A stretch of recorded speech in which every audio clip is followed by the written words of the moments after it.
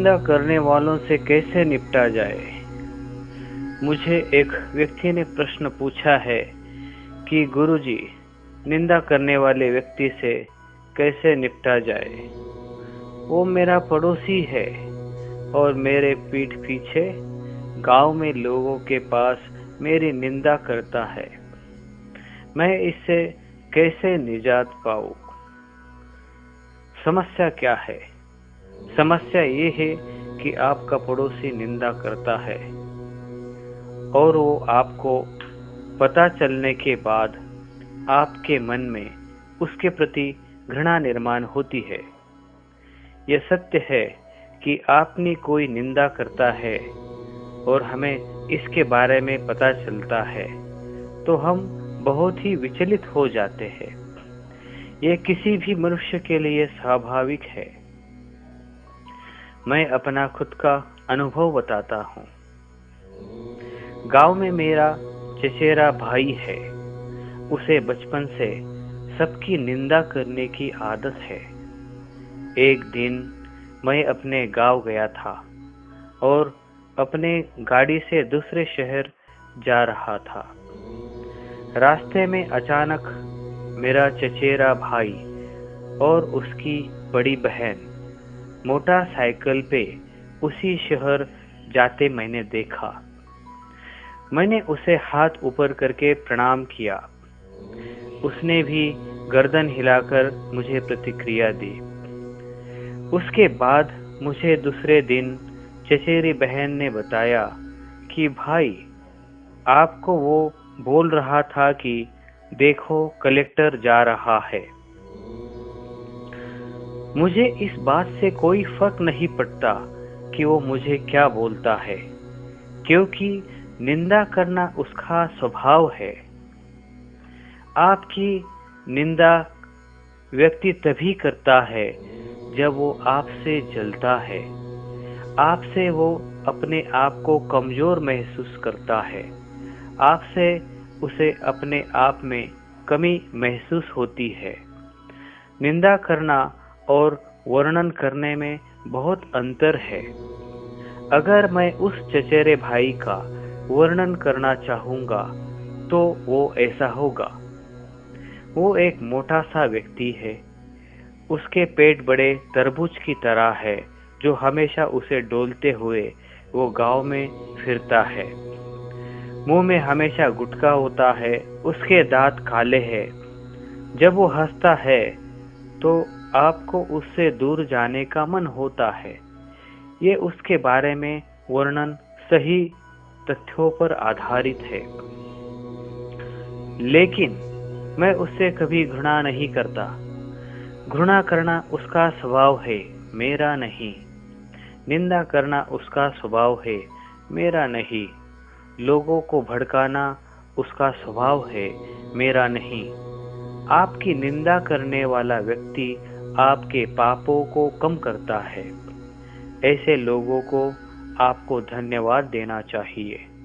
उनकी निंदा से आप ज्यादा तरक्की करने के लिए आगे बढ़ते हो, क्योंकि आपके पापों का हिस्सा ऐसे लोग धीरे धीरे कम करते हैं और आपके पुण्य का प्रमाण इससे बढ़ने लगता है, जिससे आपके पास ज्यादा धन, आरोग्य और सुख आने लगता है। श्री गुरु चरित्र में लिखा है, श्री गुरु चरित्र आपको 5वां वेद कहा गया है। मनुष्य को साल में कम से कम एक बार श्री गुरु चरित्र अवश्य पढ़ना चाहिए। श्री अथवा पुरुष दोनों को ये श्री गुरु चरित्र पढ़ना चाहिए। श्री गुरु चरित्र के पढ़ने से घर में पिशाच बाधा, पितृ बाधा और लगभग सभी समस्याओं का समाधान हो जाता है। जितनी श्रद्धा और भक्ति से आप इसे पढ़ोगे उतना ज्यादा फल आपको प्राप्त होगा। श्री गुरु चरित्र के 28वें अध्याय में लिखा है की लोकांची वर्म कर्मे आपण सदा करी उच्चारण, तो हृदय रोगी होय जान महाकष्ट भोगित से। दूसरा ये भी विधान है, परम द्वेषी नर एका अपुत्री होउनि उपजे। इसका मतलब है, लोगों की वर्म कर्मे, मतलब लोगों का बारे में, उनके कर्म और वो क्या आचरण करते हैं, वो हमेशा जो भी व्यक्ति दूसरों के सामने उच्चारण करता है या उसके मन में हमेशा दूसरे के बारे में जो कटुता होती है, उसको वो लोगों के सामने प्रकट करता रहता है, ऐसा इंसान अवश्य हृदय रोगी हो जाता है और वो महाकष्ट भोगने के लिए उसे तैयार होना पड़ता है। दूसरे विधान के अनुसार परद्वेषी नर एका अपुत्री होनी उपजे। जो व्यक्ति या अथवा स्त्री दूसरों का हमेशा द्वेष करता है, दूसरों के सामने हमेशा दूसरों की बुराई करता रहता है, ऐसा नर अथवा स्त्री अपुत्री यानी कि उसे पुत्र नहीं होता है। वो बांझ अगले जन्म में या इसी जन्म में बांझ रहता है। बांझ व्यक्ति के बारे में श्री गुरु चरित्र के हिसाब से वो हमेशा पिछले जन्म में दूसरों का चेष्टा या द्वेष करता होगा या नित्य निंदा करता होगा। पर निंदा से जीवन में कष्ट बहुत आते हैं, अतः आपको निंदा करने वाले व्यक्ति के साथ भी कभी नहीं रहना चाहिए। आप भी इसके भागीदार बनते हो जब आप पर निंदा सुनते हो। जो पर निंदा करने से वो व्यक्ति पाप अपने साथ उसका ले रहा है, उसका कुछ अंश कुछ भाग आपको भी मिलता है। जैसे कि एक व्यक्ति 4 लोगों के साथ खड़ा है तो 50% निंदा करने से जो पाप है वो अंश है उस निंदा करने वाले को मिलता है और बचा हुआ 50% तुम चारों में बांट दिया जाएगा। आपकी निंदा करने वाले व्यक्ति के प्रति आपको कभी घृणा नहीं होनी चाहिए।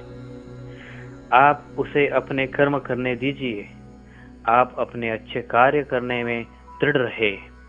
ऐसे व्यक्तियों से हमेशा सावधान तथा दूर रहे। वो अपने कर्म करके अपना पाप खुद भुगतेंगे, उसे सजा देने की आपकी जिम्मेवारी नहीं है। वो खुद अपने लिए गड्ढा खोद रहा है, उसके लिए आप गड्ढा खोदने के लिए ऊर्जा व्यर्थ ना करें। उसी ऊर्जा को अपने जीवन में सफलता हासिल करने में लगाए।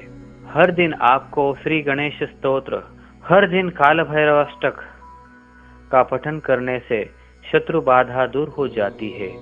आपके प्रति दुष्ट भाव रखने वाले को कष्ट जरूर मिलता है और फिर भी वो न माने तो उन्हें अपने प्राण भी गंवाने पड़ सकते हैं। और ऐसे लोग मृत्यु के बाद प्रेत योनि में दुखी होकर लाखों साल तक रोते हुए भटकते रहते हैं। उन्हें योग्य गर्भ कभी नहीं मिलता। आप अपने स्वभाव में ऐसे लोगों के प्रति सामान्य भाव एवं दया भाव रखें, सावधान और सतर्क रहे, यही आपको सलाह है।